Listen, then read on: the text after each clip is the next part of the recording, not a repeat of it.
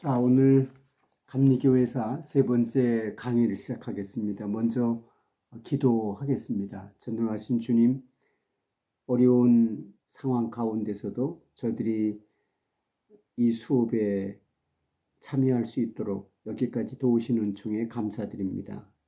오늘 감리교회사 공부할 때 저희들에게 믿음을 주시고 당신의 진리를 깨달아 이해할 수 있는 지혜도 허락해 주시옵소서. 이 수업 처음부터 끝까지 주님께서 저희들의 마음과 생각을 지켜 주옵소서. 예수님의 이름으로 기도합니다. 아멘. 자, 오늘 감리교회사 세 번째 강의인데요. 지난 시간에는 그 웨슬리의 뿌리에 나와 있는 웨슬리의 선조들, 또 웨슬리의 부모인 사무엘 웨슬리 목사와 또 어머니 수잔나 웨슬리의 생애를 통해서 또 그때의 역사적 상황 속에서 메토디즘의 뿌리가 되는 그 선조들, 그들의 생애와 또 관련된 감리교 역사를 공부했습니다.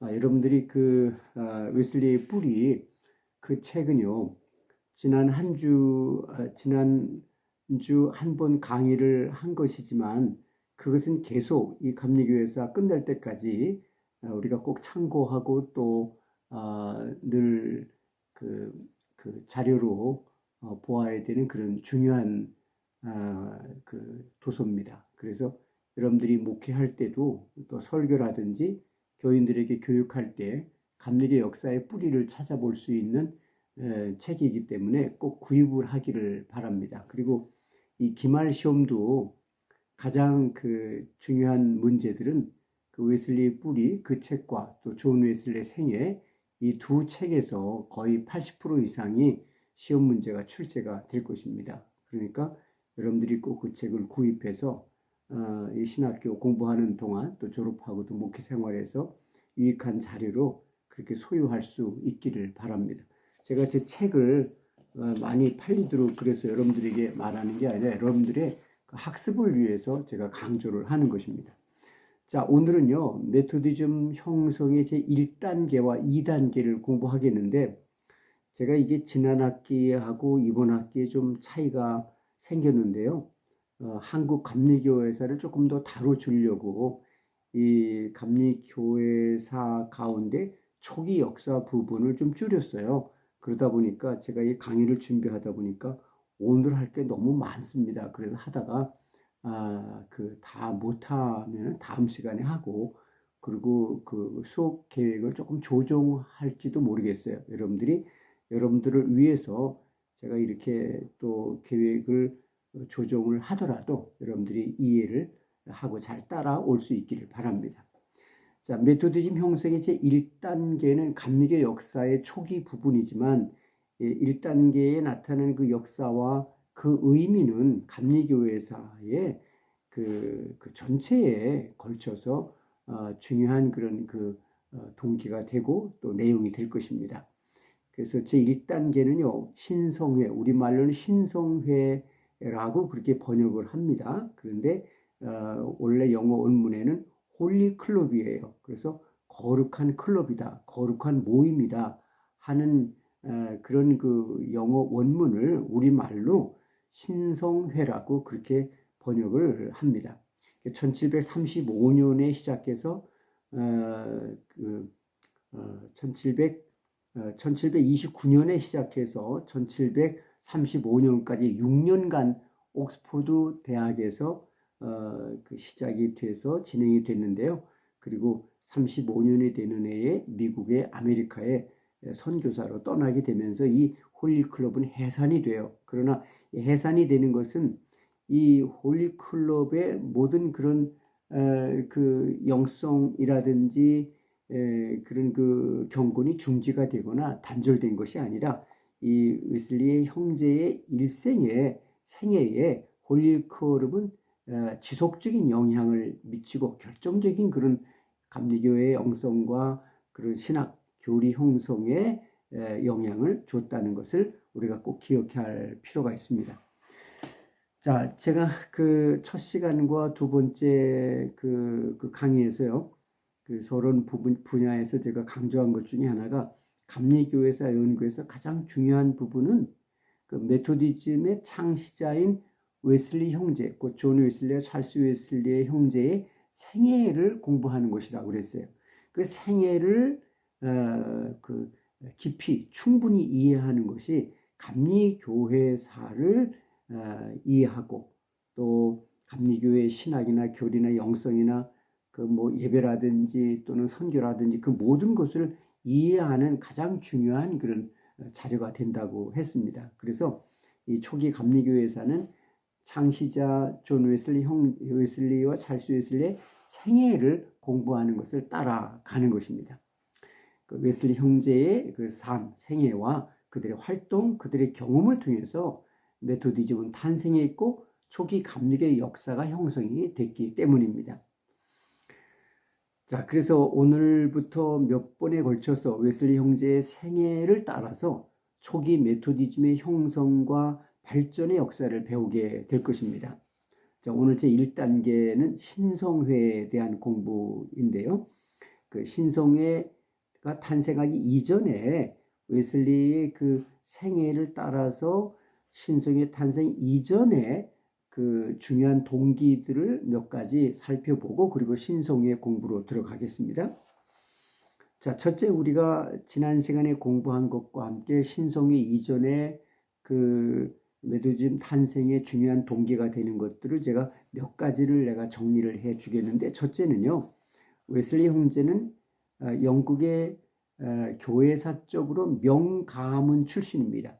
지난 시간에 얘기했지만 이 명가문은요. 부와 권력이나 세속적 명예에서 명가문이 아니라 경건과 학문과 성직에서 명가문이었어요. 그 아버지의 가문 또 어머니의 가문 그 친가와 외가 두 가문이 모두가 다 영국 교회사의 기록으로 남아서 지금까지 전해질 정도로 그렇게 학문과 경건과 성직에 있어서 명가문을 이루었고 그 가문에서 감리교 창시자 웨슬리 형제가 탄생하였다 하는 것입니다. 두 번째, 에폿이라는 것을 기억을 하기를 바랍니다. 에폿. 이 영어로 여러분들이 그 제 책에서 그 에폿에 대한 그 영어 원문을 잘 찾아서 기억하기를 바랍니다. 에폿인데요. 제가 영국에 가서 이 에봇을 처음 찾아갈 때에 사람들에게 에봇이라 그랬더니 전혀 알아듣지를 못해요. 그런데 어떤 분이 그 제가 에봇이라 그러는 걸 알아듣지 못하고 자꾸 어디냐고 묻다가 그분이 눈치를 채고서 에폿 그래 에폿. 그래서 에폿이라는 것을 그분이 그 지리를 안내해 준 적이 있습니다. 이렇게 에폿은요 웨슬리의 고향이에요. 거기서 탄생하고 어린 시절을 지냈죠. 거기에서 아버지 사무엘 웨슬리 목사가 그 에폿 교구 교회의 담임 목사였어요. 당시 영국 국교의 사제였죠. 그래서 그 19 자녀 중에 에서 존 웨슬리가 15번째 그리고 찰스 웨슬리가 18번째로 탄생을 해서 메토디즘의 창시자가 된 것입니다. 자, 에폿은 어떤 곳인가? 작은 시골 전원 마을이에요. 보리, 또 밀, 옥수수 또가 많이 재배되고요. 그리고 양 목장이 많은 곳입니다. 매주일에 장터가 서는 곳이죠. 존 웨슬리가 야외 설교를 할 때 이 고향의 에폿 장터에서 설교를 많이 했어요. 에폿 교구 예배당 정문 앞에서 설교를 많이 해서 지난 시간에 얘기한 대로 교회당에서 설교하는 것을 허락하지 않았기 때문에 예배당 앞에 있는 아버지 묘지 위에 서서 설교를 했다는 기록이 있습니다. 한 500년 된 예배당이 아직도 그대로 남아 있고요. 그곳에 그 아주 오래된 묘지가 있습니다.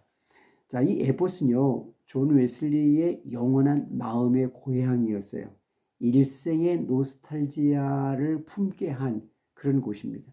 그러니까 웨슬리의 일생에 있어서 영원한 노스텔지아 세 곳이 있는데요. 첫째는 고향 에포트, 두 번째는 옥스퍼드 대학, 세 번째는 뜨거운 회심을 체험했던 올드 스케이트 스트리트예요. 이 세 곳은 웨슬리에게 있어서 영원한 그런 노스탈지아가 됐습니다. 자, 세 번째는요. 1900년에 웨슬리 6살 때 화재 사건입니다. 그래서 웨슬리가 이 화재에서 기적적으로 구출된 것은 하나님의 그런 역사가 하나님의 섭리가 있었다 해서 어머니의 이야기를 들으면서 항상 자기의 생명은 a brand plucked out of burning 그랬어요. 그래서 불 속에서 타다 남은 막대기와 같다. 그러나 하나님께서 불 속에서 타다 남은 막대기와 같은 이 보잘것없는 내 생명을 하나님께서 귀하게 사용하셔서 영국 땅에서 부흥운동을 일으키게 하셨고 세계를 교구로 삼는 그런 선교운동이 일어나게 하셨다. 그렇게 늘 자기의 소명을 고백하곤 했다는 것입니다. 네 번째, 웨슬리는 어머니로부터 규칙에 따르는 생활로 훈련받으면서 그 인격, 그 성품, 그 신앙이 형성이 됐어요. 웨슬리의 영성이 포메이션 됐다고 말해요. 그래서 영어로 이것을 제 책에다가 뭐라고 기록을 했냐면 disciplined life 또는 disciplinary life according to rules 그랬어요. 그래서 규칙에 따르는 훈련하는 삶으로 교육을 받았다는 것입니다. 여기서 중요한 것은 룰이에요. 규칙. 경건의 규칙이에요. 경건의 규칙. 또 중요한 것이 시간표예요. 시간표대로 엄격하고 정확하게 룰을 지키고 시간표대로를 따라서 생활하는 그런 훈련을 받으면서 자랐다는 것입니다. 또 중요한 것은 메소드라는 말이에요. 메소드, 방법. 그래서 규칙을 지키는 방법을 사용해서 그렇게 교육을 받고 훈련받으면서 자라났다는 것입니다. 그래서 이것은 웨슬리의 영성 형성에 또는 성품 형성에 중요한 그런 동기가 됐다는 것을 우리가 지난 시간에 배웠습니다. 규칙에 따르는 그런 방법, 규칙을 지키는 그런 방법을 통해서 훈련받고 교육받으면서 성장했다는 것입니다. 그래서 그걸 통해서 인격과 성품과 영성이 포메이션, 형성이 돼서 그것이 곧 웨슬리 생애를 통해서 형성된 그런 영성이 메소디즘을 형성하는 중요한 동기와 자료가 됐다는 것을 꼭 기억하기를 바랍니다. 자, 그 다음에 다섯 번째요. 차터하우스 스쿨이라는 거예요. 이것은 웨슬리가 다녔던 중고등학교를 말합니다. 우리식으로 말하면 차터하우스 스쿨도 웨슬리 영성 형성에 중요한 영향을 미친 것은 당연하죠. 그런데 이 차터하우스 스쿨은 영국에 들어온 중세기 베네딕토 수도의 전통의 수도원 학교예요.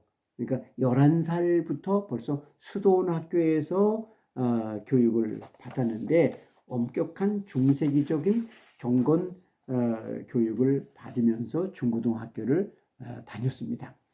근데 여기서 그 차터하우스 스쿨에서 배운 것은 그대로 메토디스트 경건 생활에 많은 영향을 준 것은 당연합니다. 그 다음에 여섯 번째, 웨슬리 생애를 보면요. 여러분들이 지금 제가 얘기하는 것은 다 존 웨슬리 생애, 이 존 웨슬리 생애 이 책에 다 나와 있는 걸 제가 정리해 주는 거예요. 웨슬리가 어린 시절에 그 에포트 고향의 그 목사관, 자기가 태어나고 자라는 그 집에 유령이 출현한다고 하는 이야기를 듣고 이것이 대단히 신비한 현상으로 그는 마음에 생각을 하고 경험을 합니다. 아주 신비한 현상이다.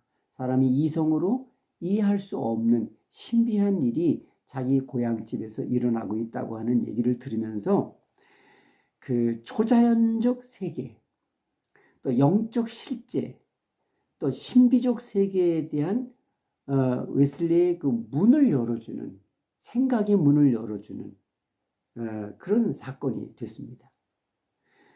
자, 그래서 웨슬리의 그 웨슬리가 가지고 있었던 그 신비주의의 이 유령 출현에 대한 경험은 많은 영향을 줬다고 말이죠.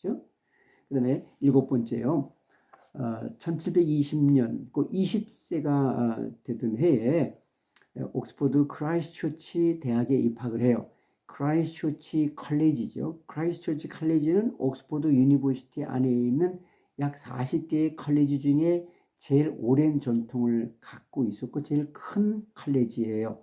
근데 이 대학에 그 웨슬리 형제 셋이 이 크라이스트처치 컬리지에서 공부를 했습니다. 그리고 여기서 학사와 석사를 받았어요. 맏형 사무엘 웨슬리, 그리고 존 웨슬리, 찰스 웨슬리, 이 세 웨슬리 형제가 옥스퍼드 크라이스트처치 컬리지에서 학사와 석사를 받았어요. 자, 그래서 옥스퍼드 대학의 교육과 경건, 신학은 웨슬리 형제에게 지대한 영향을 미쳤고, 또한 그 감리교회 역사, 감리교 역사에 깊은 관련이 있다는 것입니다. 그다음 여덟 번째, 웨슬리는요, 이 옥스퍼드 대학을 들어가서부터 대학에서 약 500여 권의 책을 읽은 것으로 본인이 그렇게 이야기를 합니다. 그리고 졸업 후에 약 500권의 책을 읽었다. 그래서 웨슬리 일생을 이렇게 살펴보면요, 웨슬리는 독서광이에요. 독서광. 뭐 신학과 경건의 서적만이 아니라 철학과 문학과 역사와 심지어 과학과 경제, 천문학, 뭐 당시 모든 그런 학문의 분야에 걸쳐서 아주 우리가 상상할 수 없는 그런 많은 책을 읽고 독서를 했습니다. 그는 독서 계획을 짜서 독서를 했어요. 그리고 그 중에도 애독서가 있었어요. 애독서. 늘 보고 또 읽고 또 읽고, 그래서 자기의 경건 생활의 자료로, 기도의 묵상의 자료로 삼으면서 그 웨슬리의 영성 형성에 깊은 영향을 미친 그런 애독서가 있어요. 자, 그것은 제 책에 있으니까 거기서 애독서의 리스트에 뭐가 있는지 여러분들이 발견하기를 바라고요. 자, 그러면서 웨슬리는 이 독서의 목적은 지식을 얻는 것보다는 경건이 목적이었다. 경건의 증진, 경건의 깊이, 경건의 성장, 경건에서 성장하는 것이 이 독서의 목적이었다. 그래서 독서는 곧 기도의 방편이고 경건의 방편이라 그랬어요. 독서는 곧 실천신학이라 그랬어요. 경건의 신학의 연습이라 그랬어요.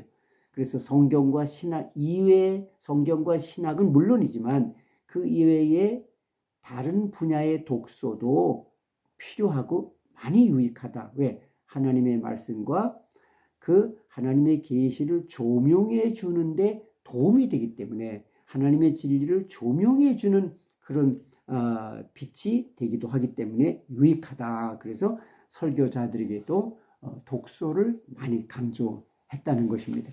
아홉 번째, 웨슬리는 옥스퍼드 대학을 다니는 학생 시절에 아주 가난하게 살았어요.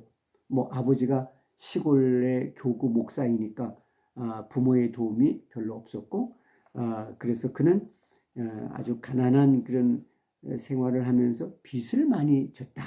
그래서 빚을 많이 져서 그는 늘 빚쟁이에 시달리는 그런 경험을 많이 했는데, 이 가문의 전통인 것 같아요. 아버지도 그랬고, 그래서 감옥까지 갔잖아요. 아들도 그랬고요. 근데 웨슬리는 가난했어요. 그 당시 옥스퍼드 젠틀맨, 옥스퍼드 신사의 상징이, 외적인 상징이 두 가지인데, 아주 멋지고 값비싼 모자를 쓰는 것과 그 다음에는 가발을 쓰는 거예요. 그래서 모자 하나가 요즘으로 말하면 수백만 원, 수천만 원짜리도 있었고, 멋있는 가발을 쓰고 다니는 것도 옥스퍼드 그런 학도들 또는 신사들의 하나의 부와 명예의 상징이었다 그 말이에요. 그런데 웨슬리는 가난하니까 모자도 없었고 가발도 쓰지 못했잖아요. 그래서 그 요즘도 우리가 보는 웨슬리의 그 초상화를 보면은 그 머리를 이렇게 마치 그 여학생들 같이, 이렇게 옛날 여학생 같이 이렇게 길게 내려서 이 끝에서 이렇게 말았거든요. 그게 왜 그러냐면 모자도 살 돈이 없고 가발도 살 돈이 없어서 그렇게 하고 다녔다는 것입니다. 자, 그래서 웨슬리가 어머니에게 편지를 쓰는데 뭐라는 말이 있냐면은 그 당시 옥스퍼드에 날치기와 강도 도둑이 많았어요. 근데 날치기 강도들이 그 모자를 벗겨가고 가발을 벗겨서 훔쳐가는 거거든요. 근데 웨슬리가 그랬어요. 나는 가난해서 날치기 강도에게 빼앗길 그런 모자도 없고 가발도 없어서 늘 마음이 편하고 안전합니다. 그렇게 그 편지를 해요. 늘 빚에 쪼들리며 살았어요. 빚에 고생을 했어요. 언제 한 번은 갚을 수 없는 빚을 졌어요. 근데 그 사람에게 내가 언제까지 갚겠다. 그래야 빚을 줄 것 같아서 언제까지 갚겠다고 약속을 했는데 뭐 그때까지 갚을 돈이 도저히 없잖아요. 그 날이 하루하루 다가오면서 이 웨슬리는 마음이 불안하고 아주 두려웠습니다. 그래서 어머니께 도와달라고 편지를 해요. 그러니까 어머니 답장이 뭐냐면 우리 형편에 너희 빚을 갚아줄 도무지 경제적인 능력이 없다. 인간적인 방법으로는 그 돈을 우리가 구할 도리가 없다. 그러나 낙심하지 마라. 너는 너의 학업에 충실하고 기도를 많이 하거라. 그리고 하나님이 해결해 주신다는 믿음을 가져라. 우리에게는 그것을 해결할 수 있는 방법이 한 가지도 없지만 하나님께는 너의 그 빚의 문제를 해결해 줄 수 있는 방법이 천 가지도 더 된다. 그렇게 그 조언을 해줘요. 이 어머니의 조언이 얼마나 은혜로운지 몰라요. 그 웨슬리는 그들을 믿고 기도했어요. 그런데 정말 며칠 후에 알지 못하는 신사가 와서 빚을 갚아주고 갔다. 그런 그 기록이 있습니다. 그 다음에 10번째, 옥스퍼드 대학 시절에 존 웨슬리는요, 옥스퍼드 대학 그 문 앞에서 그 크라이스트처치 칼레지 문 앞에서 어떤 가난한 짐꾼 하나를 만나요. 이 웨슬리 생애 내 책에 이걸 제가 상세하게 이 이야기를 기록했는데 이 이야기를 읽고 내가 여러 명의 목사님들이 설교에 인용하는 걸 봤어요. 여러분 제 책은요 이게 다 프랙티컬 디비니티라 그랬어요. 그래서 실제 목회에 유용하게 사용하고 또 설교에 인용하는 그런 역사 이야기들이 많이 있으니까 여러분들이 참고하기를 바라는데 그래서 제가 역경 중에 감사하는 가난한 짐꾼 그런 작은 제목을 붙였잖아요. 자, 웨슬리가 이 가난한 짐꾼을 만났어요. 근데 얼마나 그 가난해 보이고 누추해 보이고 초라해 보이는지 불쌍하게 생각이 됐어요. 그래서 너무 그 피곤하고 그 고생스러운 것 같아서 아유 어서 빨리 어서 그래서 보니까 이분의 코트가 너무 더럽고 남루한 거예요. 그래서 아이고 코트 그 더러운 걸 입으면은 건강에도 안 좋을 텐데 코트라도 좀 갈아입으셔. 그렇게 이제 얘기를 했습니다. 뭐 위로하는 말로 친절하게 이랬더니 나는 코트가 이거밖에 없습니다. 그러나 이 코트를 주신 하나님께 감사합니다. 그렇게 대답을 했어요. 그랬더니 웨슬리가 뭐라 하냐면은 이제 저녁이 되고 늦었는데 어서 그 가서 저녁 식사도 하셔야 되지 않습니까? 그랬더니 나는 저녁에 식사할 거리가 없습니다. 물밖에 없습니다. 그러나 하나님께서 그래도 나에게 물은 충분히 주셔서 물을 마실 수 있게 해주신 하나님께 감사합니다. 이렇게 또 감사를 한 거예요. 그래서 어서 들어가서 집에 가서 좀 따뜻하게 쉬고 주무시라고 아마 그랬나 봐요. 그랬더니 그 사람 짐꾼이 하는 얘기가 나는 들어가 편안히 잘 집이 없습니다. 그러나 여기서 그죠 돌판 위에서 누워 자는데 이 돌판이라도 누워 잘 수 있도록 주신 하나님께 감사합니다. 그게 또 감사를 하는 거예요. 그래서 이때 존 웨슬리가 마음에 깊이 감동을 받고 뭐라 그러냐면 당신은 이래도 감사하고 저래도 감사하니 아무것도 없어도 감사만 하니 도대체 또 감사할 게 뭐 있습니까? 그렇게 말을 하니 이 가난한 짐꾼이 이렇게 대답을 한 거예요. 나는 나에게 생명을 주시고 이렇게 아름다운 세상에서 살게 해준 하나님께 늘 감사합니다. 그리고 또 하나님을 사랑하는 마음과 섬기는 열심을 주시니 또 감사합니다. 그렇게 신앙 고백적인 말을 해준 거예요. 이 말이 웨슬리의 마음에 깊이 감동을 했어요. 야, 나는 지금 옥스퍼드 대학 학생이야.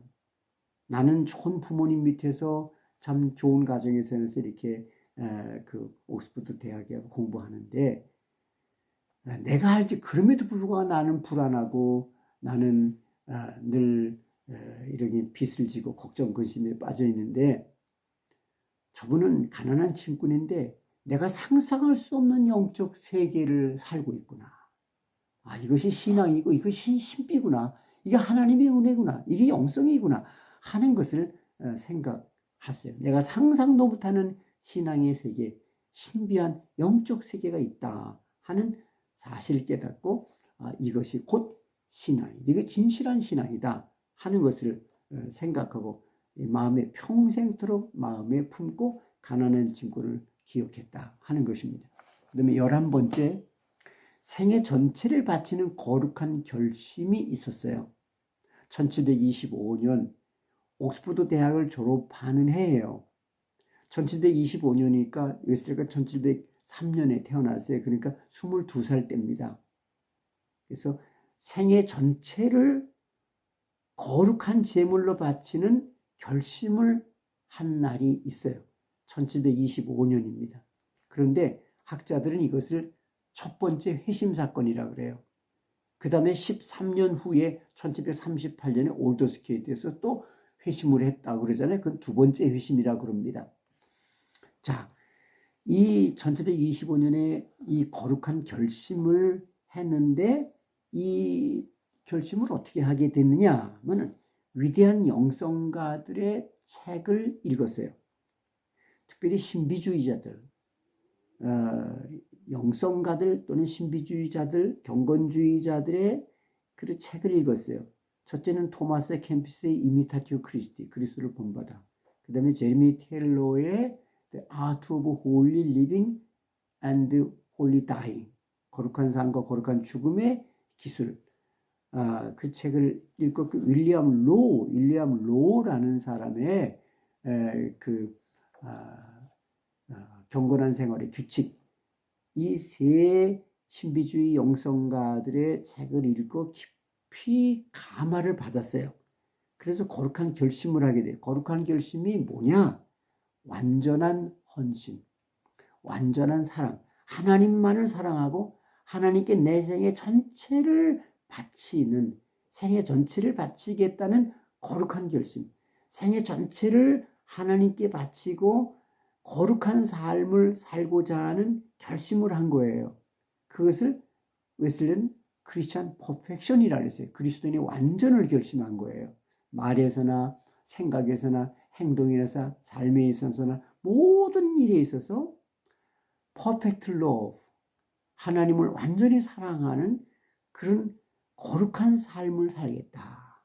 생애 전체를 내가 하나님께 바치고 하나님만 사랑하고 평생을 살겠다는 거룩한 결심을 하는데 크리스천 퍼펙션을 결심한 건데 웨슬리는 이것을 퍼펙트 러브라고 그러죠. 완전한 사랑의 결심. 하나님만 완전히 사랑하고 평생을 살겠다는 거예요.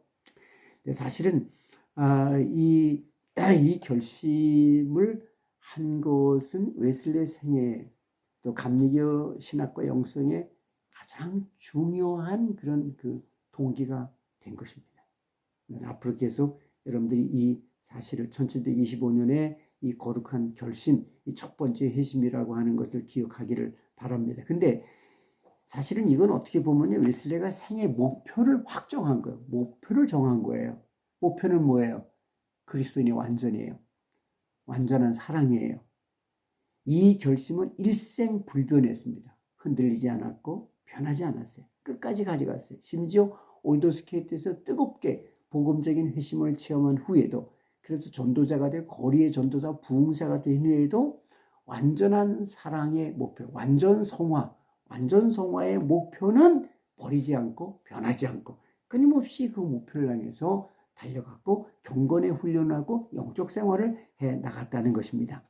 자, 결심의 내용은요, 제 책 48쪽에 자세한 내용이 있으니까 여러분들이 그걸 참고를 꼭 하기를 바랍니다. 자, 여기서 이 거룩한 결심, 그리스도인의 완전의 그 상세한 내용은요, 모든 언어와 행동의 순수한 동기, 하나님만 사랑하고 하나님께 헌신하고자 하는 순수한 동기, 순수한 의지, 순수한 목적, 그것을 자기는 꼭 지키겠다는 것이죠.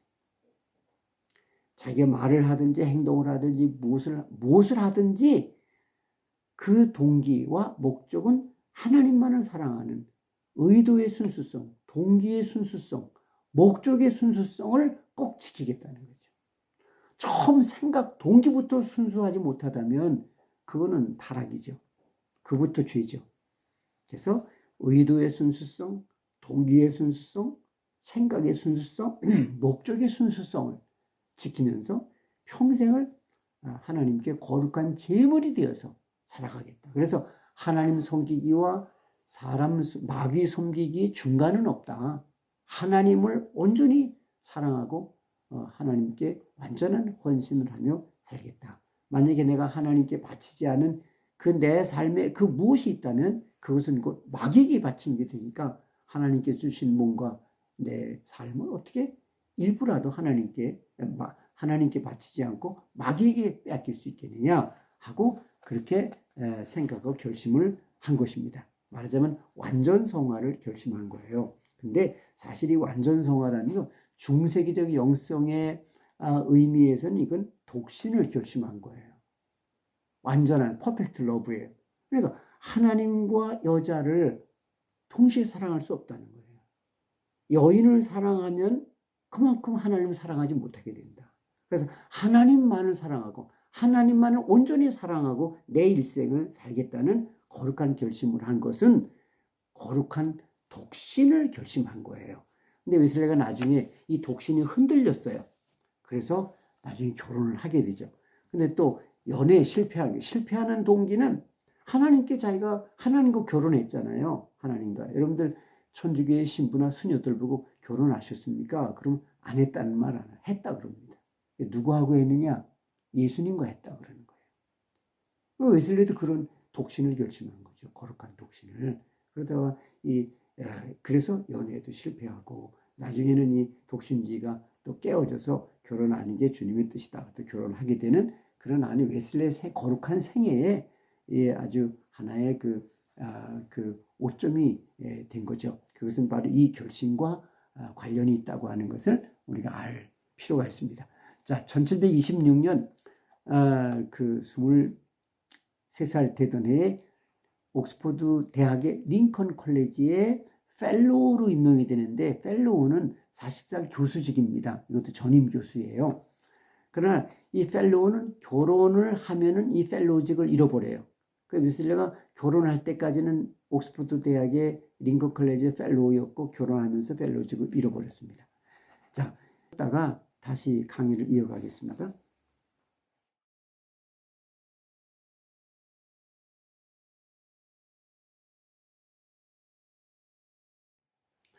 자, 다시 강의를 이어가겠습니다.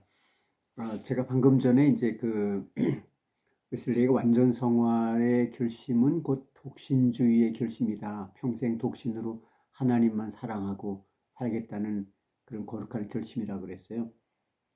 웨슬레이는 이제 독신주의를 나중에 이제 버리고 결혼에 실패하고 그래서 자기 생애에 거룩한 생애에 그런 오점이 되고 말하는데요.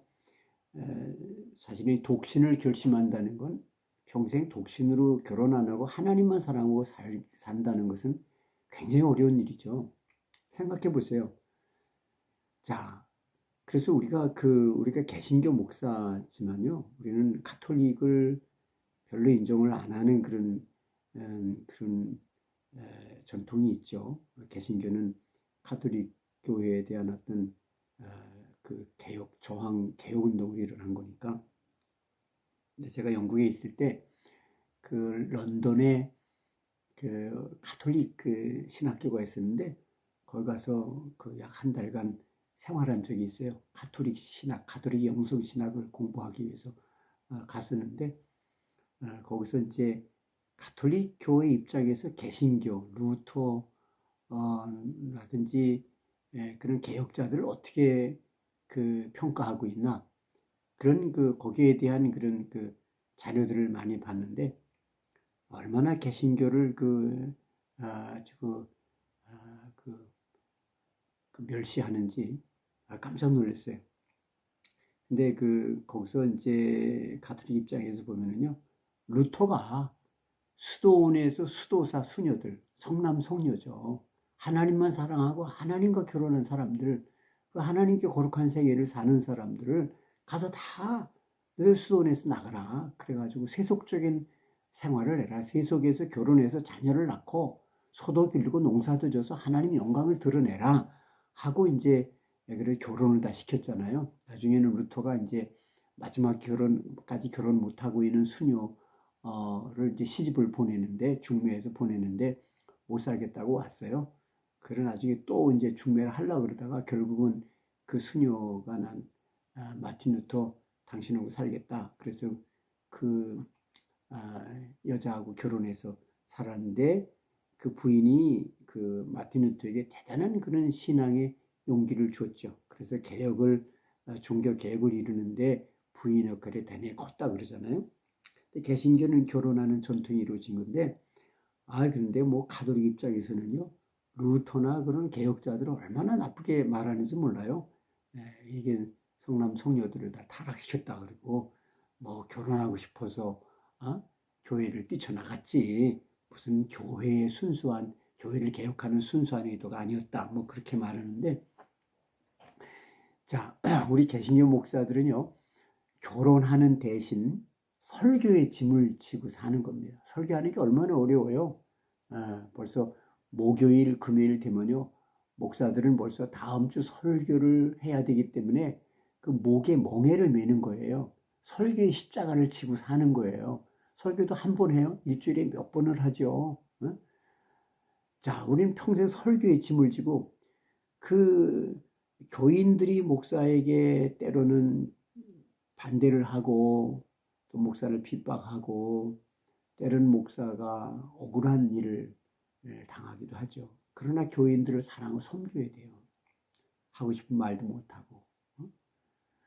자, 그래서 우리가 교인을 섬기는 십자가를 져요. 교인을 섬기는 그런 목양의 십자가를 지는 거예요. 그래서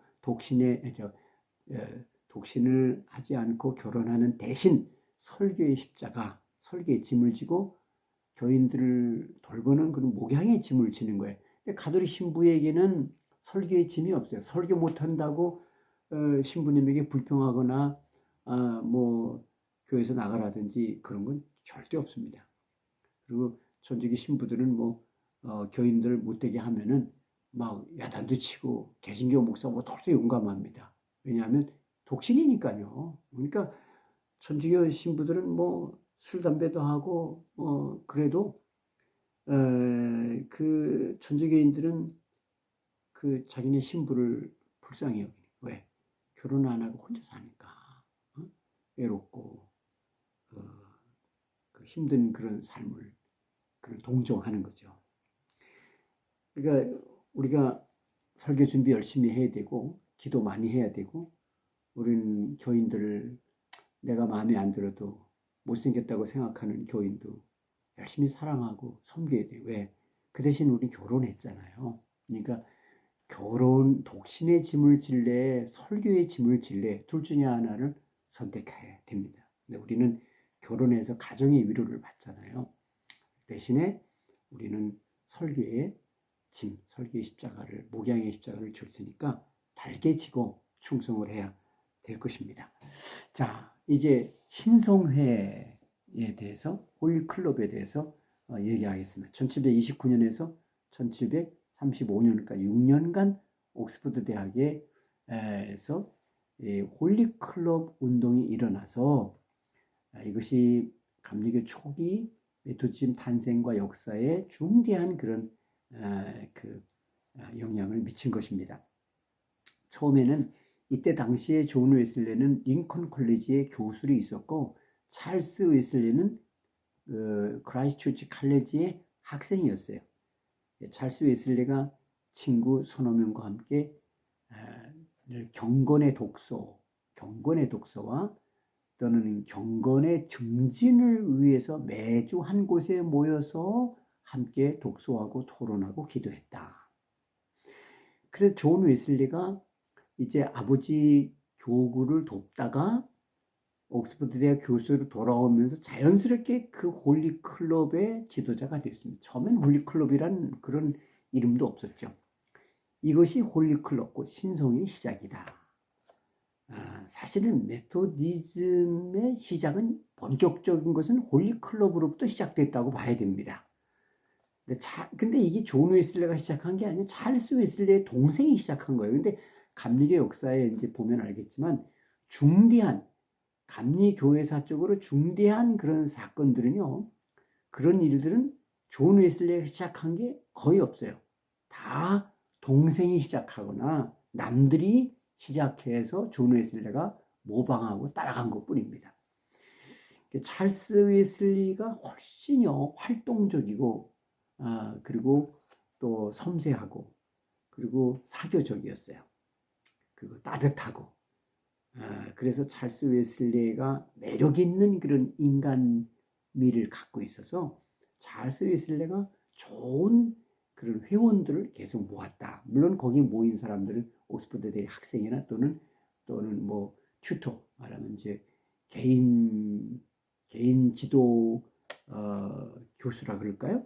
또 뭐 교수들 그런 사람들이 주로 옥스퍼드의 학생과 지도자들이 모였죠. 찰스 웨슬리 때문에 그런 그 홀리 클럽의 회원들이 왔고 그 관계가 깊어졌고 결속 또 유대가 강화가 된 겁니다. 만약 찰스 웨슬리가 없다면 홀리 클럽도 아니 없었을 것이고 아마 메토디즘도 일어나지 않았을지 모르죠. 자, 이 홀리 클럽은 뭐냐? 이것이 역사가들의 이것을 묘사한 것을 보면은 정확하고 엄격한 옥스퍼드 메소디스트 탄생 그랬어요. 정확하고 엄격하다. 뭐가 룰, 규칙을 정해놓고 그 규칙은 곧 신앙생활의 규칙이고 경건생활의 규칙이고 영적생활의 규칙이에요. 자기들의 하루, 일주일, 한란, 일생, 1년, 일생의 그런 경건생활의 규칙을 정해놓은데 사실은 규칙의 그 내용은 시간표예요.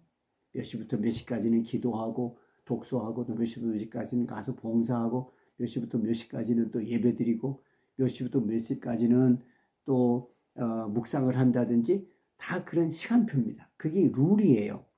룰을 사용하는 방법, 메소드를 가지고 영적 훈련을 했다 그 말이에요. 그래서 정확하고 엄격한 옥스퍼드 메토디스트들이 되었다. 그렇게 표현을 하는 것입니다. 자, 이 홀리 클럽의 세 가지 목적이 있어요. 첫째는 경건, 둘째는 학문, 셋째는 실천이에요. 실천은 사회적 실천이라고도 말하고 사랑의 실천이라고도 말해요. 이 경건학문 실천은 감리교 신학대학의 이것이 감리교 신학대학교의 교훈이잖아요. 교훈. 감리교 신학대학의 정신입니다. 감리교 신학대학의 목적도 되는 거죠. 그래서 거룩한 독서를 강조하고 경건의 생활을 강조하고 경건의 훈련을 강조하고 또 사회적 사랑의 실천을 강조했다. 이 세 가지 목적을 위해서 모였고 세 가지 목적을 이루는 것을 목표로 해서 발전이 돼 나갔다 그 말이에요. 자, 메토디스트 이름의 유래와 의미를 보겠습니다. 내 책에 자세히 기록을 해놨는데 여러분들 책을 잘 읽으면서 정리하길 바랍니다. 메소드라는 말은요, 사전적 의미로 보면은 방식, 방법, 방도 그런 뜻이에요. 메소디스트 그럼 방법주의자 그런 뜻이에요. 방식주의자. 어떤 규칙과 계획과 시간표와 어떤 약속을 가지고 그것을 엄격하게 정확하게 지키는 자들을 메토디스트라고 한다고 말이에요. 그러니까 메토디스트를 우리는 이제 보통 감리교에서는 규칙주의자 그렇게 번역을 하죠. 그러나 이제 룰을 중시했다. 규칙을 중시했기 때문에 규칙주의자라고 번역하는 게 상식에 맞는데 그러나 원문을 그대로 살려서 번역하자면 규칙주의자라는 말보다 방법주의자, 방식주의자 그렇게 번역을 해야 맞습니다. 이 메소드와 룰의 차이는 뭐냐? 메소드는 세부적인 것이고 시간표를 말하는 것이고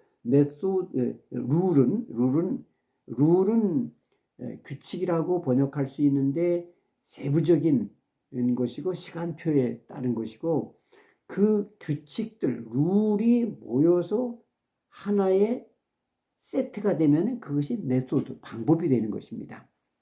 그래서 이 메소드라는 말은 원래 그 요리 방식을 말할 때도 메소드라 그래요. 건축 기술을 말할 때도 메소드라 그래요. 자, 이것이 메소디스트라는 이름의 역사적인 유래가 있는데 처음으로 쓰여진 것은 로마 시대예요. 로마 시대에 어떤 성직이나 목사나 신학자들, 크리스찬에 대한 이름이 아니라요.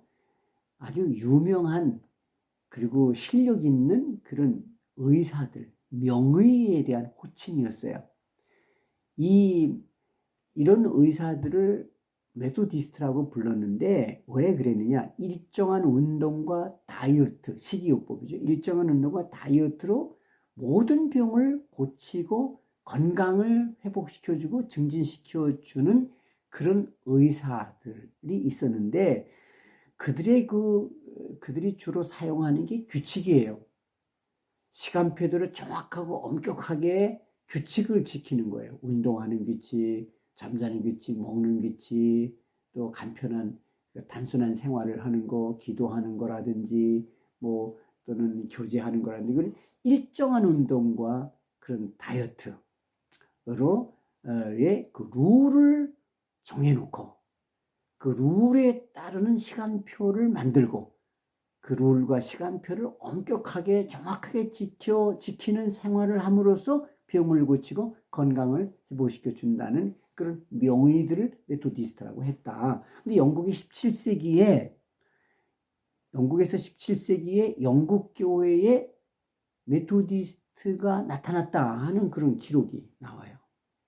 근데 그건 어떤 의미에서 그들을 메소디스트라고 했냐면은 평범한 사람들에게, 보통 사람들에게 평범한 언어로 설교하는 것을 자신들이 먼저 실천하는 사람들을, 그런 성직자들을, 그런 그리스도인들을 메소디스트라고 불렀다는 것이죠. 그러니까 이것은 메소디스트라는 건 대단히 이론적이고 어떤 사상을 말하는 것이 아니라 실천적인 거예요. 이건 아주 기독교의 이런 그 신앙이라든지 어떤 기독교의 어떤 교리를 일상생활로 실천하는 사람이라는 뜻에서 영국에서 17세기에 메소디스트가 탄생했다 하는 그런 기록이 있다는 것이죠. 자, 그 다음에 18세기 웨슬리 당시에 옥스퍼드에서 웨슬리 형제와 그의 추종자들, 말하자면 홀리클럽의 회원들을 뉴 메소디스트라고 그렇게 불렀다는 것이죠. 이것을 처음에 조롱하는 의미로, 비웃는 의미로 그렇게 불러줬는데 나중에는 대단히 명예로운 그런 호칭으로 받아들여서 결국은 웨슬리와 그 홀리클럽의 회원들, 또 그를 따르는 웨슬리를 따르는 자들을 후대에 다 메소디스트라고 그렇게 부르게 됐다는 것입니다. 자, 홀리클럽의 회원들은요, 룰에 따라서 생활하는 사람들, 룰을 지켜서 생활하는 생활하는 그게 메소디스트예요. 그 룰은 뭐냐? 신앙의 룰, 경건 생활의 룰, 영성 생활의 룰, 교회 생활의 룰, 또 기도의 룰, 또 사회적 사랑을 실천하는 룰. 어떤 그 룰을 지킴으로써 신앙을 실천하고 기독교를 실천하고 생활하는 사람들. 또 룰을 지킴으로써 자신을 훈련하는 사람들. 그것을 메토디스트라고 했다. 자, 그 홀리클럽에 붙은 웨슬리와 홀리클럽의 회원들에게 붙은 그런 이름을 보면은 그들의 성격이 그 홀리클럽이 어떤 성격과 어떤 목적과 어떤 모습이었는지를 우리가 알 수 있는데요. 첫째, 바이블 크리스찬이라 그랬어요. 성경을 얼마나 많이 읽는지 성경 그리스도인이다. 그래서 처음에 메토디스트들에 대한 첫 번째 이름은 사실은 메토디스트라든지 홀리클럽보다도 바이블 크리스찬이었어요. 모이면 성경만 읽는 거예요. 웨슬리 설교집을 읽으면 보면 알겠지만 얼마나 성경을 구석구석 그렇게 섬세하게 인용하고 정확하게 인용하고 해석하는지 놀랐습니다. 정말 메토디스트들의 처음 이름은 바이블 크리스찬이었다. 성경 그리스도인이었다. 이걸 우리가 알아야지. 그래서 지금도 영국 가면은요, 아주 웨슬리 초기에, 메토디즘 초기에 세워진 오래된 감리교회들 가보면은 그 교회 정문에 바이블 크리스찬 그렇게 써 있어요. 메토디스트 처치라고 써 있질 않아요. 그러니까 이 감리교회의 처음 이름은 바이블 크리스찬이었다 하는 걸 알아야 됩니다. 우리가 장로교가 성경을 강조한다 그러는데 사실은 웨슬리가 더 많이 강조했어요. 그래서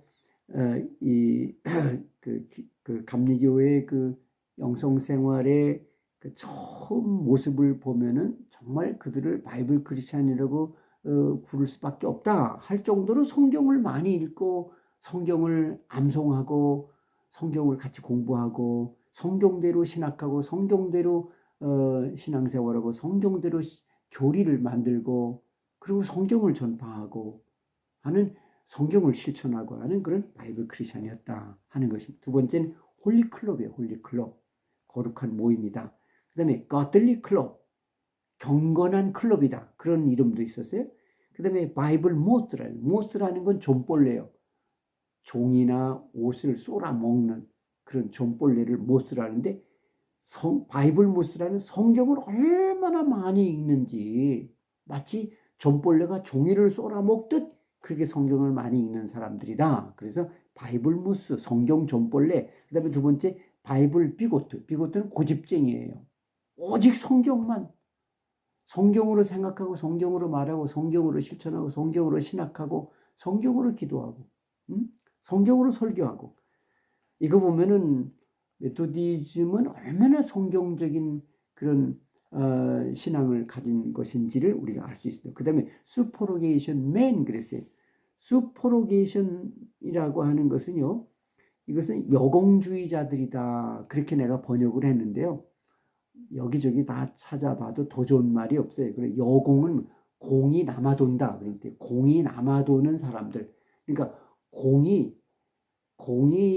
공로가 많은 사람들이란 뜻이에요. 이건 무슨 뜻이냐면은 홀리클럽의 그 메토디스트들이 얼마나 선을 많이 행하는지 전도도 많이 하고 기도도 많이 하고 금식도 많이 하고 사회적 사랑을 너무 많이 실천하고 가난한 사람들과 죄수들과 장애자들을 많이 사랑하고 그래서 그 자비와 사랑의 실천에 공로가 넘쳐나는 사람들이다. 선을 많이 행하는 사람들이다. 거룩한 생활을 너무 많이 해서 넘쳐 흘러요. 그래서 이것을 수포로게이션 매니아인데 사실 이건 카톨릭들에 대한 이름이거든요. 카톨릭에 있는 공로주의 사상에서 나온 거예요. 공로를 가지고 구원받고 연옥에 안 가고 천국에 간다. 그래서 이 공이 충분해야 된다. 공이 남아 돌아야 된다. 하는 의미에서 이거 말한 건데 수프로게이션 맨의 진짜 수프로게이션 맨은요. 누구를 말하는 거냐면은 사도들을 말하는 게 베드로 요한이라든지 사도 바울이라든지 초대교회 사도들. 왜냐 그냥 뭐 강도 예수님 십자가 옆에 달렸던 강도는 그저 당신의 나라가 임할 때 나를 기억하소서 그 회개하는 말이라. 그래서 그냥 구원을 받았는데 사도 바울이나 초대교회 신자들은 불 속에 들어가고 사자굴에 들어갔단 말 순교했어요. 그럼 얼마나 공이 많아요. 네? 예수님도 수프로게이션 맨이에요. 예수님의 피 한 방울이 전 인류의 죄를 다 속할 수 있는데 온갖 물과 피를 다 흘렸으니 수프로게이션이죠. 공이 남아 도는 거죠. 응? 또 베드로는 십자가에 거꾸로 달려 죽었는데 그것도 수프로메이케이션 맨 아니에요? 그러니까 감리교인들이 사회봉사, 사회적 사랑을 얼마나 많이 실천했다는 걸 이걸 통해서 알 수 있는 거. 그다음에 사크라멘타리안 성례전을 중시했거든, 성만찬. 그래서 성례전주의자들, 그다음에 프리미티브 치우치, 초대교회를 대단히 좋아했어요. 모든 건 초대교회의 본을 따라했다. 그래서 초대교회라는 이름도 있었고, 엔투지아스트, 열심주의자들이다. 이것은요, 엔투지아스트라는 말은 부정적으로 말하면 열광주의자, 그리고 긍정적인 말로 하면 열심주의자라고 할 수 있어요. 하나님의 열심히 하는 사람들 엔투지아스트라고도 하고, 또 광신주의를 가는 것도 엔투지아스트라고 그랬거든요. 근데 이건 사실은 조금 조롱하는 그런 말로 썼겠죠. 그다음 리포메이션 클럽, 개혁 클럽이다. 모든 면에서 자신의 마음을 개혁하고 생각을 개혁하고 생활을 개혁하고 또 사회를 개혁하고 개혁을 좋아하고 강조했다. 그래서 개혁 클럽이라는 이름도 붙었다. 신성의 규칙들이 뭐냐? 자, 신성에 들어올 때 제일 먼저 이 규칙을, 이 신성 클럽, 홀리 클럽의 규칙을 지키겠다는 서약을 하는데 첫 번째가 뭐냐면 일찍 자고 일찍 일어나는 거예요. 거룩한 생활은 단순한 겁니다. 단순한 규칙을 지키는 거예요. 일찍 자고 일찍 일어나는 거예요. 그러니까 얼리 리타이어먼트라고 했어요. 늦게까지 자지 않고 거리를 휘맨다든지 술을 마신다든지 그거는 경건치 않은 거예요. 그래서 하나님과 함께 일찍 쉬는 거예요. 일찍이 평안으로 들어가는 거예요. 그리고 일찍 일어나서 기도하고 하나님과 함께 하루를 시작하는 게 두 번째, 규칙적인 자기 성찰, 규칙적인 기도예요. 규칙적인 성경 읽기예요. 그러니까 수도원 규칙도 마찬가지예요. 다 이런 거예요. 단순한 거죠. 일상적인 거죠. 자기 성찰, 기도, 성경을 읽는 것. 규칙적으로. 그 다음에 영적 독서. 그 다음에 영적 일기 쓰는 것. 모든 공중예배와 기도에 참여하는 것. 또 교회의 모든 법과 규칙을 잘 지키는 것. 그 다음에 매일 기도 시간을 정확히 지키는 거예요. 당시 영국교회의 기도 시간은요, 새벽에, 그거는 이제 홀리클럽에서 지킨 것을 보면 하루 6번이에요. 아침에 새벽 기도 있죠. 웨슬리는 평생 4시 반에서 5시 일어났단 말이에요. 그래서 한 번 있죠. 그 다음에 오전 9시, 정오 12시, 오후 3시, 오후 6시, 그리고 9시. 그럼 하루 6번. 사실 초대교회부터 수도원 전통의 기도는 하루 6번인데 가장 엄격한 그런 수도원이 12번이 있어요.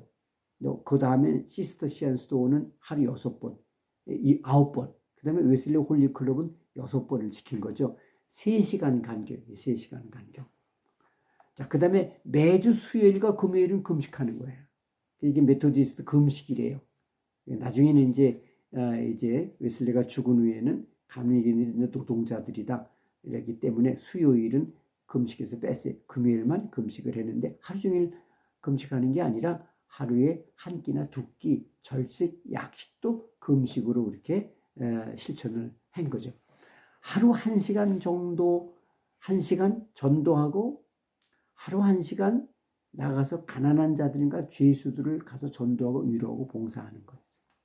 모든 대화에서 논쟁은 피하고 성결, 경건의 증진과 실천에만 집중한다.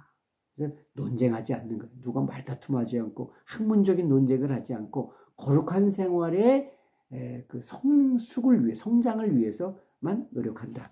그 다음에 중보기도에 집중했어요. 요일마다 중보기도의 대상자들을 기록해 놓고 그들을 위해서 중보기도했다. 매주 일에 감옥의 죄수들을 방문했다. 가서 전도하고 그들을 도왔다. 정기적으로 병자, 가난한 자들을 방문하고 그들을 도왔다. 그 다음에 자기 수입 중에서 필수 생활비를 제외하고는 모두 다 다른 사람들, 가난한 사람들과 장애인들과 죄수들을 돕는 데 사용했다. 자, 그래서 이렇게 철저한 그런 그 경건 생활하고 거룩한 생활하는 홀리클럽의 메토디스트들에게 조롱과 핍박이 쏟아졌습니다. 지나친 금욕주의를 하고 있어서 다른 사람들에게도 나쁜 영향을 준다는 것이죠. 지나친 금욕이라는 금식을 너무 많이 하는 거예요. 그래서 금식을 너무 많이 해서 건강이 상해서 죽은 사람도 있죠. 그래서 그 때문에 또 많은 박해를 받았어요. 열광주의자들이다. 그래서 또 조롱을 받고 비난을 받았어요. 세상의 온갖 오해와 비난과 시련을 견디고 끝까지 이 홀리클럽의 메토디스트 영성 생활은 일생 동안 그 웨슬리 형제에게서 이어져 나갔고 영성 생활의 중심이 됐고 그리고 평생을 그 옥스퍼드 홀리클럽에서 지키던 룰을 그 규칙을 평생도록 지키며 살았다 하는 것입니다. 자, 신성에는 웨슬리 형제의 영원한 노스탈지아가 됐어요. 70세가 됐을 때 웨슬리가 70세가 됐을 때 어느 편지에 이렇게 써요. Let me be a Methodist again 그랬어요. 이게 무슨 말이냐면 나로 하여금 다시 메토디스트가 되게 하라. 나에게 이전의 삶을 다시 돌려달라. 그렇게 말을 했어요. 그렇게 편지에 그렇게 고백을 해요. Let me be a Methodist again. 다시 메토디스트가 되게 하라.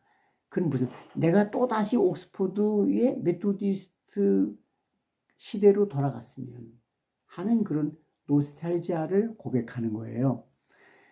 그 옥스퍼드에서 홀리클럽을 이루고 그 안에서 메토디스트로 영성 생활을 형제들과 함께 갈 때 그때가 내 인생의 최선이었다. 가장 선하고 가장 거룩하고 가장 행복했던 그런 때였다. 그때 나는 하나님과 가장 가깝게 걸었고 그때 시간을 가장 거룩하게 사용했다. 나는 지금 여기서 무엇을 하며 지내는가 라고 조금 탄식하는 그런 그 의미가 있기도 하고요. 그러나 옥스퍼드의 메토디스트로 생활할 때가 참 행복했다, 평화로웠다 하는 것을 고백하는 그런 말입니다. 자, 이걸 보면은 웨슬리 영성은 그렇게 열성적으로 전도하고 선교하며 말 타고 다니면서도 역시 그 영성의 고향은 옥스퍼드의 홀리클럽이었다. 그래서 원래 웨슬리 영성은 굉장히 내향적인 사람이에요. 조용한 사람이에요. 옥스퍼드의 학자, 수도원의 그 영성 생활, 그 웨슬리에게 어울리는 삶이었죠. 근데 하나님께서 끌어내신 거 아니에요, 밖으로. 야외 설교로, 세상으로. 왜? 가난하고 영혼을 잃어버린 죄인들이 많으니까 그들의 복음을 전하기 위해 하나님 끌어내신 거예요. 사도 바울을 끌어내듯이 사실은 웨슬리에게 가장 이상적인 삶의 자리는 옥스퍼드의 홀리클럽이었죠. 그래 하나님께서 그를 전도자로 부르신 거죠. 내 인생에 가장 평화롭고 가장 거룩하고 참 행복했던 때, 그때가 바로 홀리클럽의 때였다. 다시 Let me be a Methodist again. 사실 이게 메토디스트 영성이 어떤 것이라는 걸 우리에게 보여주는 중요한 웨슬리의 고백이라는 것을 우리가 기억할 필요가 있습니다. 만약에 웨슬리가요, 이런 걸 보면 웨슬리가 복음적인 회심을 체험하고 야외 설교하는 열렬한 전도자가 되지 않았다면 아마 웨슬리는 영국에서 교회사에서 새로운 수도의 창설자가 되었을 것이다. 그렇게 볼 수 있습니다. 내가 책에도 그렇게 기록했잖아요. 아무리 생각해도 웨슬리에게 있어서 회심을 채우고 부흥운동의 주도자가 되고 야외 설교자가 된 것은 하나님께서 그를 그렇게 끌어내셔서 그렇게 시킨 거예요. 웨슬리의 정말 원래 타고난 그런 영성의 그런 고향은 옥스퍼드의 홀리클럽의 메토디스트의 자리예요. 만약 그대로 갔으면은 그 홀리클럽이 도미니쿠 수도의 프란체스코 수도의 그런 것처럼 교회사의 새로운 수도의 운동이 되었을 것이고 웨슬리는 새로운 수도의 창설자가 되었을 것이고 아마 그것은 교회사 지금까지 이어가는 또 다른 새로운 수도회로 발전했을 것이다 라고 생각할 수 있습니다. 그러니까 이 홀리클럽의 영성은 메토드의 영성이 굉장히 중요한 요소라는 걸 우리가 기억해야 된다는 것이죠. 신성의 홀리클럽은요, 제가 표현하는 거예요. 이건요, 세속 속의 성자들이었다고 볼 수 있습니다. 자, 원래 수도원 생활이라는 건 산속에 건물 안에서 그 수도 생활을 하는 거 아니에요. 그런데 웨슬리가 일으킨 이 홀리클럽은요, 이 수도의 거룩한 생활의 규칙을 수도원 안에서 갇힌 공동체 안에서가 아니라 세속 한복판에서, 세속 생활 가운데서 그 수도원의 거룩한 삶의 규칙을 지킴이 엄격하게 정확히 지키고 살아가는 거예요. 그러니까 사실상 홀클럽은 수도회요. 모나스틱 오도예요. 근데 그 거룩한 생활을 수도원 안에서가 아니라 그 작은 공간에서가 아니라 닫혀진 공간이 아니라 세속 한 복판에서 실천하면서 하는 게 얼마나 신앙이 좋은 겁니까? 네. 정말 프로테스탄트 방식의 모나스틱 오도 수도회다. 거룩한 생활이라고 볼 수 있는 거죠. 그래서 나는 신성회는 세속 속의 성자들의 모임이었다. 그렇게 보고 그렇게 표현하는 겁니다. 신성회의 교회사적 의미를 정리하겠습니다. 첫째, 이건 홀리 익스페리먼트라 그래요. 거룩한 실험이에요. 정말 하나님만 완전히 사랑하는 퍼펙트 러브 오브 갓, 퍼펙트 러브 오브 네이버, 이게 가능한 거냐 이 땅에서. 그걸 공동체적으로 실험해 본 거예요. 근데 가능했느냐? 근데 개인으로는 힘들어요. 그래서 공동체로 서로를 격려하고 서로를 기도해주고 서로를 영혼을 돌보면서 완전한 사랑, 거룩한 생활은 그것은 가능한 것이요. 선이요, 덕이요, 평화고 행복이었다는 것이죠. 거룩한 실험이에요. 자, 그 다음에 두 번째, 교회사적으로 이상적 소공동체 영성 훈련의 본보기였어요. 그래서 사실은 요즘 우리는 속회, 장로교는 무슨 구역 예배니 세일이니 다락방이니 여러 가지로 이 스몰 그룹 영성 훈련이 지금 퍼져나갔는데 이 원래 뿌리는 웨슬리다. 홀리클럽이다. 이상적 스몰 그룹 소공동체 영성 훈련의 영원한 본보기, 이거 잠풀이다 말이죠. 그다음에 두 번째, 아까 말했는데 세속 속의 수도원이었다.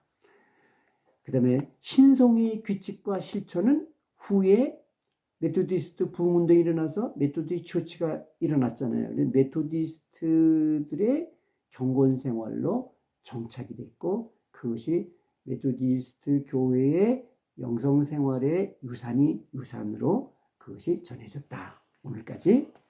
자, 그 다음에 홀리클럽은 경건과 학문과 사랑의 실천이 이상적으로 결합되고 조화를 이룬 것이다. 이 세 가지 요소, 학문, 경건, 사랑의 실천이 균형을 이루고 조화를 이루는 그런 정말 성서적인 그런 그 영성 훈련의 그런 모델이다. 조화로운 모델이었다고 보는 것입니다. 그다음에 현대교회 갱신의 이상적 모델이에요. 현대교회가 타락하고 변질되면은 우리가 이 홀리클럽 보면 아는 거예요. 그리 다시 돌아가자. 그렇게 말할 수 있는 거죠. 자, 홀리클럽은 감리교회 역사에서 메토디즘 탄생의 제 1단계였다. 1단계. 옥스퍼드 메토디스트 사실상 최초의 메토디스트들이었다. 라고 말할 수가 있습니다. 자, 오늘 여기까지 강의를 하겠습니다. 제가 아까 말한 대로 이 수업 계획을 조금 조정해야 될 필요가 있는데 한국교회에서 공부를 더 시키려고 그랬어요. 그러나 다음 주에 이 오늘 못한 채 2단계 조지아 선교와 그리고 다음 주에 공부할 그 올더스케이트 회심 사건에 대해서 두 가지를 공부하도록 해보겠습니다. 자, 여러분들이 다음 주에는요 어떤 걸 공부해 와야 되냐면 이 존 웨슬리의 생애, 다음 주에는 이제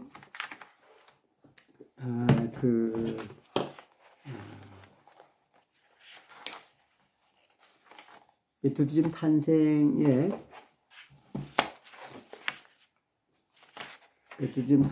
제 3단계, 4단계를 공부할 건데요. 3단계만 공부해 오시기 바랍니다. 목차를 보시면요. 목차를 보면은 이제 그 제 2부에 에덴 동산에 뱀에 물린 존 웨슬리 그 오늘 할 걸 못했잖아요. 그거 하고 다음 시간에 공부할 겁니다. 그다음에 2번 예수 나를 위하여 올더스케이트 회심 요까지 공부하도록 하겠습니다. 여러분들은요. 그 120쪽부터 있는 120쪽부터 151쪽까지 있는 제 2부의 2장 예수 나를 위하여 올더스케이트 회심 그거를 공부를 하는데 한 A4 이제 한 페이지 이내로 독후감을 써서 조교에게 제출을 해주세요. 그럼 출석 확인도 하고 그리고 또 평가의 자료도 삼겠습니다. 다시 한번 말씀을 드리는데요. 웨슬리의 뿌리와 존 웨슬리의 생애, 또 웨슬리 실천시나 이거는 꼭 구입을 해서 이 과목 수업을 위해서도 그렇고 앞으로도 그랬고 여러분들의 일생에 좋은 교과서가 되기를 바랍니다. 그래서 하나님과 함께 평안한 생활 하시고 또 공부도 열심히 하시고 또 다음 주에 만나기로 하겠습니다. 감사합니다.